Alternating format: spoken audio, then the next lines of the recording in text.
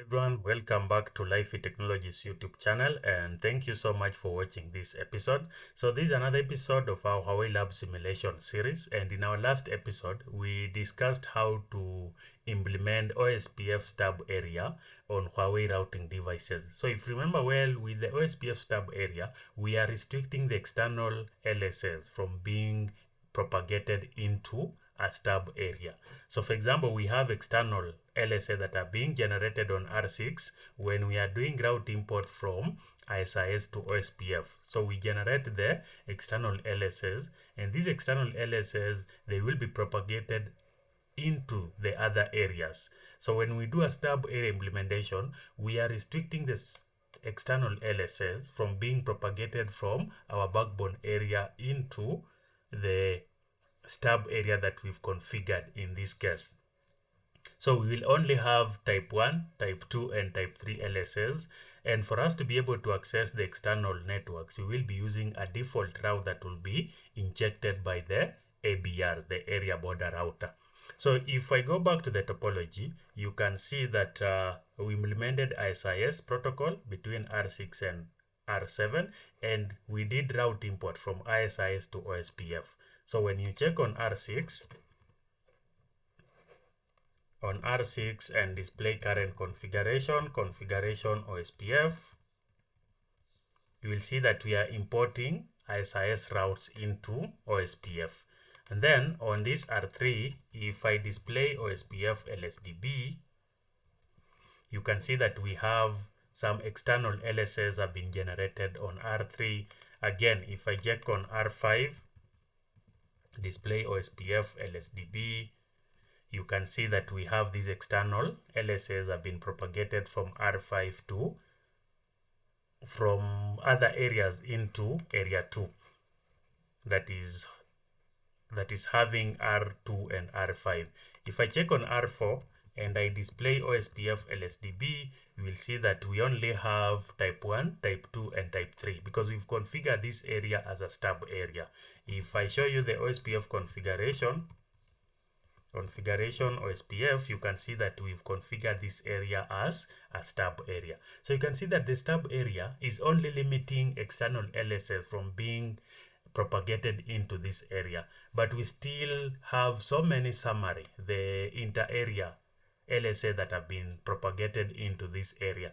Do we really need them? Does this router really need these summary LSAs?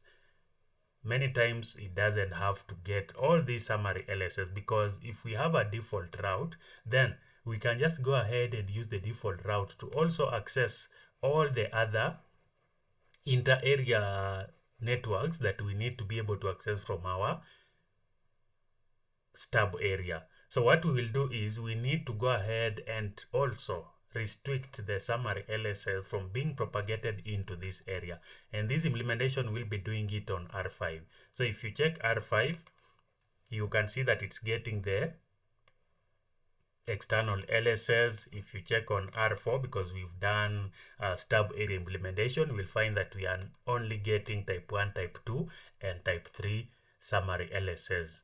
But the goal of this video is to show you that we can also restrict the summary LSAs from being propagated into that totally stub area. So we are making it totally stubby. So for this implementation, first I need to log into R5. Then I need to be in OSPF. So when I do, let's first do the OSPF stub, and then we'll go ahead and do totally stubby area. So OSPF 10, then it's area 2. So area 2, I run the stub command. Now the area will be stub. I need to do the same on R2. So it's OSPF 10, area 2, I do stub. So the area is stub area. So when I check on R5 and display OSPF LSDB, we give it some time to converge.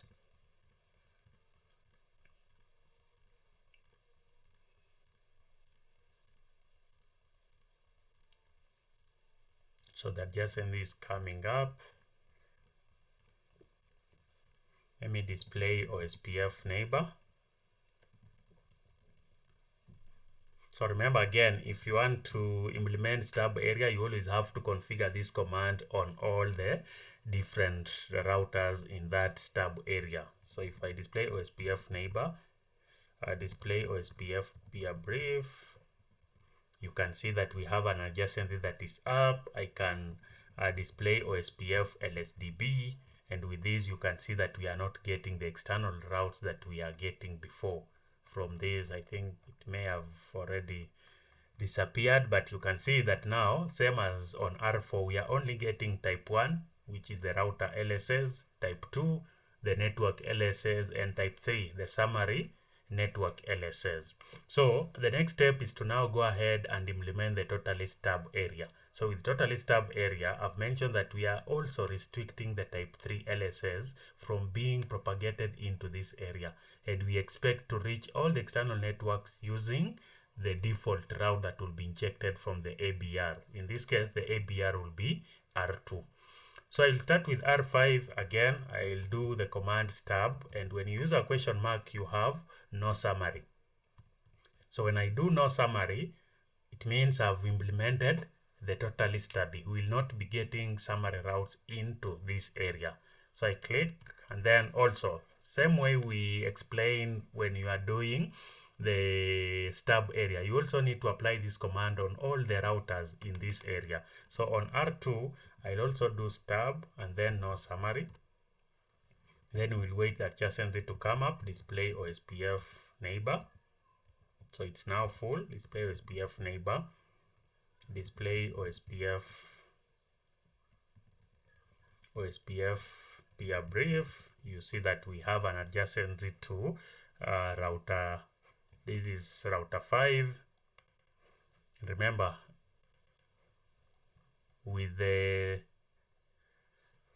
initial implementation, we were getting the summary. With only stub, we are getting the summary network. So now, if I run the display OSPF LSDB, you can see that we filtered the summary, the detail, the specific type 3 LSAs, and we are only getting one default route. So we are getting a default route, and this default route has been generated by R2. So if we want to access any external networks, we should be using this default route that has been generated by the ABR router. So if I display IP routing table, you find that now even the routing table is smaller compared to before, because now we are only getting the summary route for us to access all the external networks, and we are not getting any other OSPF networks, because these internal networks, they are directly connected, so we don't need any OSPF routes.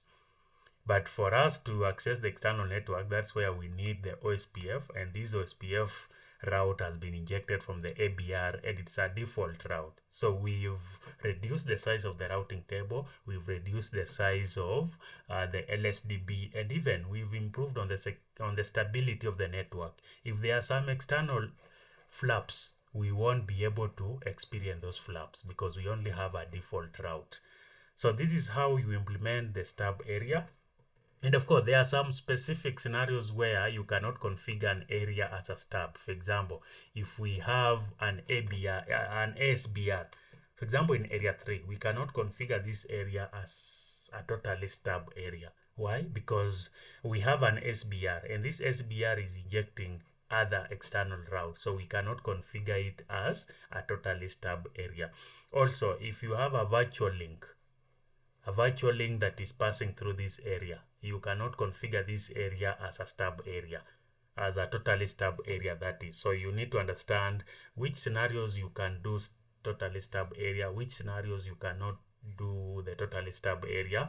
And just know the objective of implementing a totally stub area is to ensure that we also don't get the summary network LSAs. We only get a default route from the ABR, which will be used to access all the other external network that we want to access. Because remember, for example, R5, the only exit that we have to access external network is on R2. So it makes sense for us to configure R2 and R5 as a totally stub area, and R2 to inject only the default route into this area, and we will be using this default route to access all the other external networks that we want to access to.